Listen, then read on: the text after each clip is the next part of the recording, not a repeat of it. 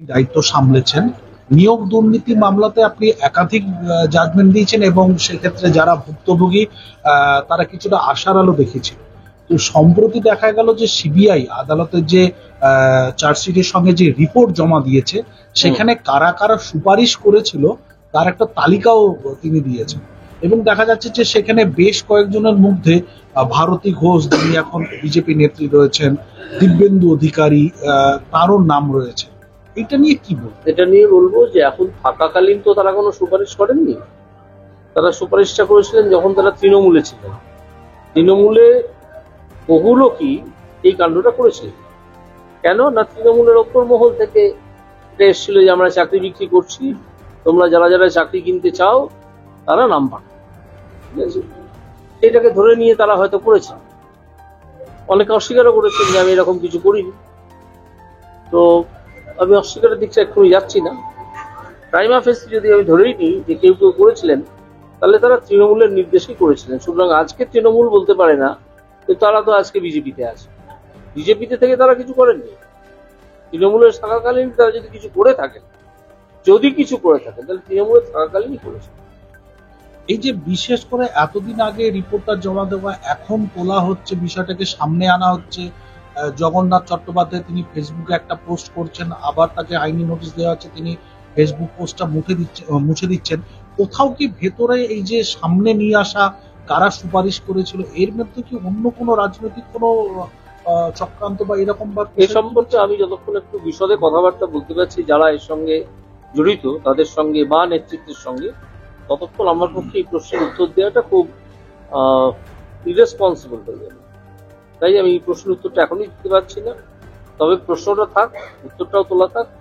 পরবর্তীকালে যখন আপনাদের সঙ্গে দেখা হবে তখন আমি নিশ্চয়ই এটা ক্লারিফাই করব। একাধিক জায়গাতে অস্ত্র উদ্ধার হচ্ছে এবং গতকালও এরকম মানে আইনি দোকান থেকে বেআইনিভাবে অস্ত্র সেখানে বিক্রি করা হতো বলে সেখানে দোকানটাও সিল করে দেওয়া হয়েছে। এটা কত ভয়ঙ্কর তো বটে, ভয়ঙ্কর এবং বিপজ্জনক তো বটে। তো সিল করলো কে? পুলিশ? আমি জানি না ঘটনাটা। এসটিএফ করেছে। হয়তো তাদের সম্বন্ধে খবর পেয়েছে। তো মানে এটা তো এছাড়া বেআইনি অস্ত্রের যে কারবারটা সারা কলকাতা জুড়ে চলে, বিশেষ করে কতগুলো পকেট আছে কলকাতার উপকণ্ঠে, সেখানে চলে। আবার কলকাতার ভেতরে এক আধ জায়গা আছে যেমন তিলজলা, সেখানে তো শুনেছি ঝুড়ি করে অস্ত্র নিয়ে বিক্রি করতে বেরোয় কিছু কিছু। অস্ত্র চাই যেরকমভাবে ফল নিয়ে বেরোয় না, সেরকমভাবে। তো এদেরকে কেন এতদিন ধরে আটকানো হচ্ছে না, এখনও আটকানো হয়নি, সেটা আমার কাছে একটা রহস্য। এবং আমি মনে করি এটা প্রশাসনের ব্যর্থতা, এবং প্রশাসনের একটা প্রচ্ছন্ন সমর্থন না থাকলে এই ঘটনা দিনের পর দিন ঘটে না। যে বেআইনি অস্ত্র এত আসছে, হাতবদল হচ্ছে, পাচার হচ্ছে, এইটা থামানোর ব্যাপারে প্রশাসন যতটা উদ্যোগী হওয়া উচিত ছিল তার ধারে কাছেও নেই। সরকারি অস্ত্র কারখানা থেকে এইগুলো গুলিগুলো পাচার হচ্ছে, আমি এ সম্বন্ধে খোঁজ পেলে তখন আমি এই প্রশ্নের উত্তর দিই। একটা জায়গায় 1 লক্ষ লোক ভিড় করেছে, তার অব্যবস্থার দায় রেলমন্ত্রীর কর্তৃপক্ষের।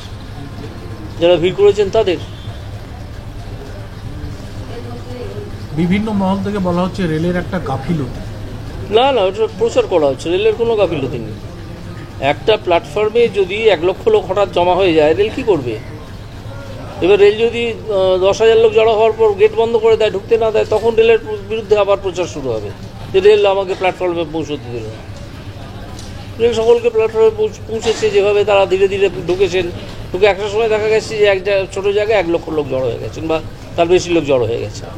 এবার লোকেরা যদি হুড়োহুড়ি করেন, তার জন্য তো রেলমন্ত্রী বা রেলমন্ত্রক দায়ী নয়, তাই না? কোথাও কি একটা চক্রান্ত মনে হয় যে একটা বিশৃঙ্খলা হচ্ছে?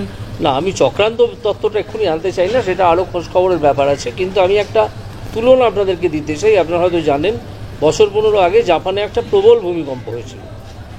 সেখানে জাপানিদের দেখা গিয়েছিল সেই ভূমিকম্পের পরে ভেঙে যাওয়ার বাড়ির মধ্যেও চুপচাপ বসে আছে, তারা অপেক্ষা করছে কতক্ষণে ত্রাণ আসবে।